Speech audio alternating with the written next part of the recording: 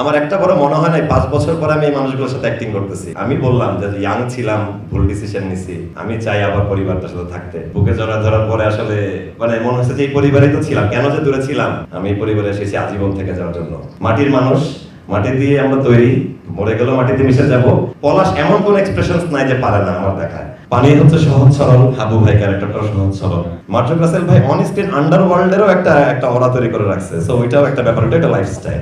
আমি অনেক কথা বলা মানুষ, অনেক দ্রুত অনেক কথা বলার কারণে ইউটিউবার থেকে টিভি অ্যাক্টর এই সেই। আজকে আসলে হার্টবিটটা অন্যরকম ভাবে পাম্প করতেছে। অনেক কথা বলতে ইচ্ছা হচ্ছে কিন্তু বেশি সময় নিতে চাই না।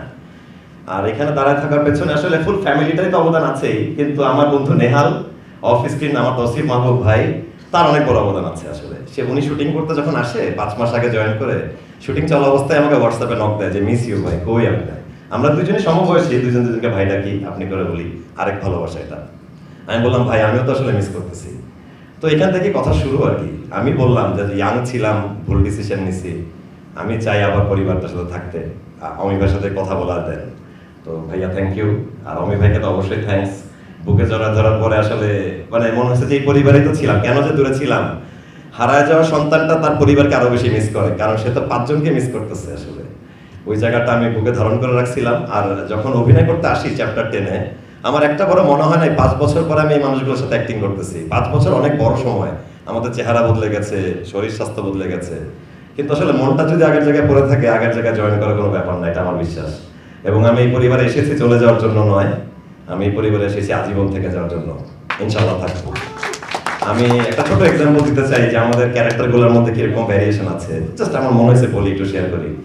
ক্যাপ্টেন প্ল্যানেট আমার ছোটবেলায় খুব একটা পছন্দের অ্যানিমেশন, একটা কার্টুন। 5টা মানুষের রিংয়ের পাওয়ার, তারপরে একটা জিনিস ঘটে। সো আমাদের মধ্যে আর্থ হচ্ছে কাবিলা, জিয়াউল হক পলাশ। মাটির মানুষ, মাটি দিয়ে আমরা তৈরি, মরে গেলেও মাটিতে মিশে যাব। মাটির পাত্র যত রকম শেপ দেওয়া সম্ভব, অনেক কিছু দেওয়া যায় না। পলাশ এমন কোন এক্সপ্রেশনস নাই যে পারে না আমার দেখায়। So Kabila is the best player আমাদের মনে, আমার মনে হয়। ফায়ার হচ্ছে আমি নিজেই আরেফিন ক্যারেক্টারটা।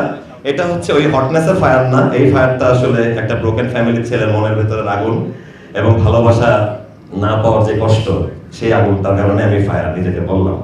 তারপরে উইন্ড, নেহাল, তসিফ ভাই। বাতাস অনেক ইম্পর্টেন্ট একটা ব্যাপার। নৌকার পাল বলেন, প্লেন বলেন, বাতাস আপনাকে গাইড করে, সেদিকে নিয়ে যায়। তসিফ ভাইয়ের উপস্থিতি মানে সুমধুর বাতাস, এবং এদিকে আমরা যাব, এটাই আমরা করব, সবাইকে শপিং করে দিব, এই ডিসিশনগুলো নেহাল নেয়। তারপরে হচ্ছে ওয়াটার, হাবু ভাই, ইনোসেন্স। পানি হচ্ছে সহজ সরল, হাবু ভাই ক্যারেক্টারটাও সহজ সরল এবং দারুণ, মানে দারুণ, তার ইনোসেন্সটাই তার পাওয়ার। এরপর আসে হার্ট, হার্ট আমাদের পাশা ভাই, মার্জুক রাসেল ভাই। ভাইয়া off screen and on screen একটা লাইফস্টাইল, শুধু একটা নাম না। অফ স্ক্রিন সে একটা দারুণ মানুষ, একটা টিচার। আমি তাকে মিস করতাম, যে অনেক কিছু শেখা জানা বাকি রয়ে গেল। তার সাথে 2 দিন শুটিং করতে পারলে 2টা টপিক নিয়ে কথা বলতাম, জানাশোনা হতো। মার্জুক রাসেল ভাই অন স্ক্রিন আন্ডারওয়ার্ল্ডেরও একটা অরা তৈরি করে রাখছে। সো ওইটাও একটা ব্যাপার, ওটা একটা লাইফস্টাইল। যাই হোক, এই 5টা রিং এর পাওয়ার, এবং আরেকজন মানুষ আছে শুভ ভাই, সে আমাদের 5 জনের সাথেই রয়েছে। তাকে আমি আলাদা করে ডিফাইন করতেছি না, বাট আমরা সবাই তার সাথে জড়িত। সো রিং এর পাওয়ার মিলায় কম্বাইন্ড হয়ে যে ক্যাপ্টেন প্ল্যানেট, কাজল আরেফিন, আমি আমাদের captain planet. So bachelor point নিয়ে অনেকে অনেক আলোচনা সমালোচনা করছে, আমি যেহেতু ছিলাম না। সো সব আলাপি সবাই করছে, বাট এটা ঠিক সোসাইটিতে অনেক বড় অবদান রাখছে। একটা লাইফ স্টাইল ট্রেন্ড সেট করছে। যে ওয়ার্ডটা বলে মানুষের ভালো লাগছে, রিলেট করছে দেখে, তো সেই ওয়ার্ডটা মানুষ বলছে। সো অবশ্যই আমি এই ফ্যামিলিতে এসেছি, আমি এই ফ্যামিলির জন্য আজীবন থাকতে এসেছি, সেটা তো বললামই। এবং আপনারা এখনো যারা এই পরিবার থেকে একটু আমার মতোই বিচ্যুত বিচ্ছিন্ন হয়ে গেছেন, ভুল ডিসিশন নিয়েছেন, আমি ভাই অলওয়েজ ওয়েলকাম একটা পার্সন। চলে আসেন, আপনাদের সাথে স্ক্রিন শেয়ার করার জন্য আরেফিন বসে আছে। বেঁচে থাকলে ছাদে যাবো, দেখা হবে ইনশাআল্লাহ।